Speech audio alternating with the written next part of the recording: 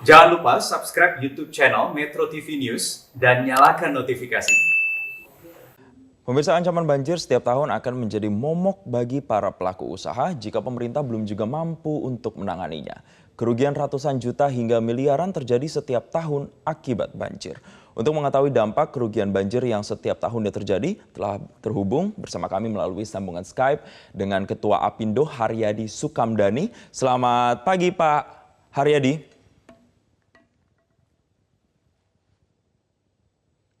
Ya, Pak Haryadi bisa mendengar suara kami dari studio? Bisa, selamat pagi. Ya, selamat pagi Mas Jason. Ya, Pak Haryadi, saya mau langsung saja terkait dengan apa yang dampak ditimbulkan dari banjir kemarin. Ibaratnya sudah jatuh tertimpa tangga pula. Pandemi COVID belum selesai, sudah ada banjir lagi yang berdampak terhadap sektor usaha. Ini kalau bisa digambarkan kerugiannya seperti apa Pak yang dialami oleh para pengusaha terkait banjir ini? Ya, saya sependapat dengan teman-teman dari AAUI tadi ya, Asosiasi Asuransi Umum. Memang kalau dibandingkan dengan tahun lalu, tahun ini kelihatannya lebih banyak yang terkena musibah banjir ini. Terutama mungkin karena pengaruh dari jebolnya bendungan Citarum ya, itu memang pengaruhnya cukup banyak. Nah, jadi kalau kita melihat, memang kalau secara perhitungan belum masuk semuanya, Mas, belum masuk semuanya. Kerugian itu memang lebih banyak pada sisi produksinya, itu memang terkena banyak.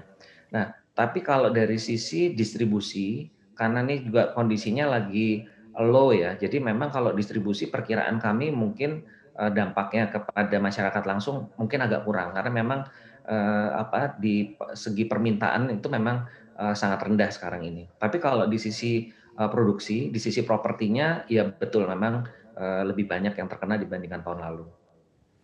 Oke, Pak Haryadi, ralat kalau misalnya saya salah, ini data yang dikeluarkan oleh Apindo memperkirakan kerugian banjir yang dialami oleh pengusaha ini bahkan mencapai kurang lebih kisarannya adalah 15 miliar. Itu rasanya lebih ya Mas ya, 15 miliar kayaknya lebih, karena ini kan masih berproses ya. Ada beberapa kemarin, salah satu contoh aja, ada rekan yang pabrik baja di daerah Cakung, itu juga tahun lalu nggak kena, tidak separah seperti ini. Ini sekarang beberapa mesinnya terpaksa mati gitu. Nah itu kalau contoh aja itu, kalau seperti pabrik baja itu kan dia harus 24 jam Mas, itunya tanurnya itu kan harus nyala terus ya, nah itu juga kan pasti problem. Kalau perkiraannya pasti lebih dari angka itu Mas. Oke, Pak Haryadi, terkait dengan sektor-sektornya ini kan juga banyak sektor usaha. Sektor yang Ya. kemudian paling terdampak cukup parah terkait banjir ini, sektor yang mana Pak Haryadi? Kalau saya melihat dari kondisi yang sekarang ini memang kebanyakan adalah di kawasan-kawasan industri yang seperti tadi saya bilang ya, jadi yang memang terkena langsung daerah Cakung, daerah Pulau Gadung, seperti itu memang paling banyak. Nah, kalau untuk yang properti, kami lihat kemarin seperti di Kemang ya, ada beberapa hotel yang juga terkena di sana, itu juga cukup parah. Nah, kalau yang mall ini saya terus terang belum tahu persis laporannya teman-teman dari mall, tapi kalau mall ini biasanya kan kalau yang lalu-lalu lebih kena dampaknya tidak langsung, yaitu turunnya pengunjung.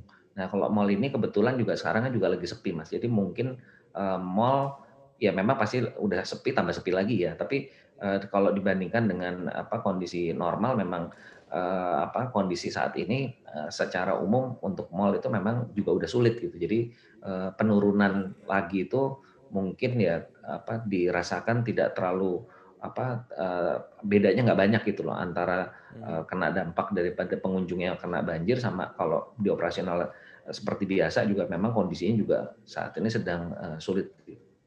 Baik, Pak Haryadi, kita harus tahan dulu. Nanti kita akan lanjutkan lagi perbincangan ini di segmen berikutnya terkait bagaimana upaya yang bisa pengusaha lakukan untuk kemudian bisa mengantisipasi jika kemungkinan banjir akan terjadi lagi. Kita akan bahas Pak Haryadi usai jeda. Pemirsa jangan kemana-mana, Selamat Pagi Indonesia akan kembali sesaat lagi.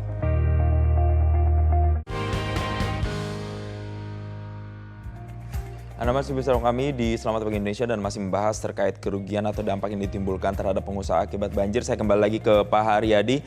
Pak Haryadi, apakah dengan banjir yang terjadi kemarin misalnya dan selalu berulang setiap tahunnya, ini kemudian membuat investor maju mundur untuk kemudian bisa invest di sejumlah usaha di Indonesia, Pak? Kalau untuk itu saya rasa tidak ya Mas ya, karena ini kan daerah-daerah yang banjir sebetulnya relatif sudah terpetakan. Yang memang menjadi apa, ya istilahnya kurang beruntungnya begitu adalah memang perusahaan-perusahaan yang sudah terlanjur ada di wilayah tersebut.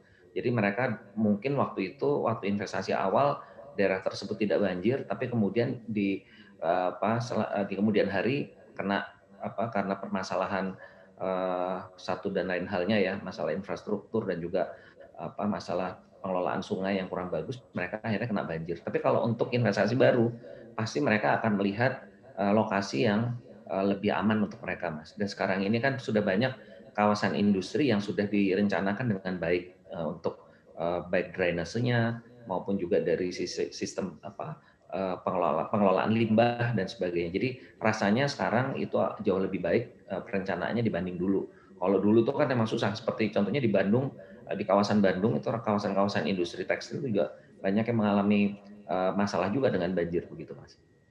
Oke, Pak Haryadi terkait ini dengan kita dalami lagi faktor yang kemudian memicu paling besar terjadinya dampak terburuk yang dialami oleh para pengusaha. Kalau kita lihat banjir ini sebenarnya memang pengaruhnya terhadap kerusakan alat dan asetnya atau sebenarnya memang dari segi penjualannya yang memang turun, Pak Haryadi? Dua-duanya Mas, dua-duanya. Kalau sekarang ini, tapi kalau khusus pada tahun ini ya, pada saat ini musibah yang kali ini, lebih ke alat produksi Mas. Lebih kepada alat produksi dan juga stok, itu memang kena. Nah kalau waktu kita pada kondisi 2000, waktu sebelum pandemi, itu termasuk logistiknya kan kena Mas. Gitu. Jadi yang membedakan itu, jadi logistiknya kena dan juga beberapa kegiatan di penjualan itu misalnya kalau retail juga kena juga gitu. Kalau sekarang ini lebih diproduksi dan stok. Dan kebetulan juga kita sekarang juga lagi ada kendala ekspor juga kan. Jadi memang masalahnya lebih banyak di pabriknya begitu Mas. Atau di Oke. tempat usaha. Oke, Pak Haryadi, kalau kita mencoba mengkomparasi banjir yang kemarin misalnya dengan banjir yang 2020 lalu, sebenarnya kerugian yang lebih parah itu yang mana, Pak Haryadi, yang dialami oleh para pengusaha? Apakah banjir yang kemarin atau sebenarnya 2020 lalu? Karena banjir 2020 lalu bisa dibilang juga banjir yang cukup besar, imbasnya juga banyak terhadap sejumlah daerah, Jabodetabek juga terdampak. Iya, kalau tahun lalu itu yang terkena itu tidak hanya pabriknya ya, tapi juga ada sebagian dari outletnya, dari tempat-tempat penjualan seperti retail. Nah kalau sekarang itu yang terkena itu jadi gini Mas, lebih banyak kepada alat produksinya. Kalau waktu tahun lalu alat produksinya nggak begitu banyak yang terkena seperti saat ini. Sekarang ini beberapa wilayah memang terkena di sisi alat produksinya. Mungkin itu yang lebih berat ya. Tapi kalau menurut saya kalau di average gitu lebih banyaknya tahun ini mungkin tidak terlalu signifikan. Maksudnya dibandingkan tahun lalu nggak yang sangat tinggi gitu. Hampir sama sebetulnya. Karena tahun lalu ya walaupun juga relatif dari sisi tempat lokasi usahanya tidak separah tahun ini, tapi kan mereka tahun lalu kena di logistiknya, kena di tempat penjualannya. Ini kita bicara adalah tahun lalu sebelum pandemi ya Mas ya. Jadi sebelum Maret. Jadi Januari Februari kondisinya memang agak sedikit lebih rendah dari tahun ini. Tapi kalau tahun ini memang kalau berdasarkan masukan teman-teman memang agak berat karena tadi itu karena lebih banyak ke faktornya adalah mengenai alat-alat produksi. Oke, Pak Haryadi, terkait dengan ini kan kita bisa menganalogikan usaha sekarang sakit begitu karena banjir Ya. kemarin. Untuk kemudian bisa recovery, bisa sembuh. Secara general, ini biasanya suatu usaha butuh waktu berapa lama dan seperti apa upaya yang bisa dilakukan sebenarnya, Pak Haryadi? Kalau kita bicara pulih ini kalau saat ini kan memang tergantung daripada pandeminya Mas ya. Karena semua itu kan bergantung kepada demand-nya. Nah ini kan sekarang demand-nya kan memang sedang benar-benar sulit, apalagi di kuartal pertama ini kemungkinan akan lebih rendah daripada kuartal 4 karena walaupun kemarin trennya kuartal ketiga dan keempat itu udah mulai naik, tapi di kuartal pertama ini pembatasan dimulai dari PPKM ya di bulan Januari, lalu juga ada perpanjangan PPKM Mikro, memang pasti akan ada pengaruh. Walaupun dengan PPKM Mikro ini kondisinya tentunya akan lebih baik. Tapi kan kalau kita bilang satu kuartal kan 3 bulan, Mas. Kita udah kehilangan 1,5 bulan ini sekarang posisinya. Jadi kalau kita bicara pemulihan, kita tentu harus melihat kembali titik recovery-nya ini mau di mana nanti gitu. Kami melihat ya sepintas dengan kondisi hari ini, kami perkirakan itu kira-kira adalah yang untuk penanganan pandemi ini kemungkinan besar baru mulai bisa teratasi itu adalah kira-kira pertengahan tahun ini ya, tahun ini. Jadi perkiraan kami butuh waktu setahun lah kurang lebih, Mas, untuk mulai recovery-nya itu berjalan sesuai dengan apa yang kita rencanakan. Jadi kira-kira pertengahan tahun depan itu baru mulai terjadi recovery yang lebih terasa begitu. Seperti itu, Mas. Pak Aryadi, terakhir, apa yang kemudian bisa diusulkan oleh Apindo, misalnya advokasi, kemudian kepada pemerintah daerah misalnya, apa yang bisa dilakukan dan diusulkan supaya kemudian masalah banjir ini bisa segera teratasi dan kemudian bisa meminimalisir dampak banjir tersebut terhadap sejumlah pengusaha, Pak?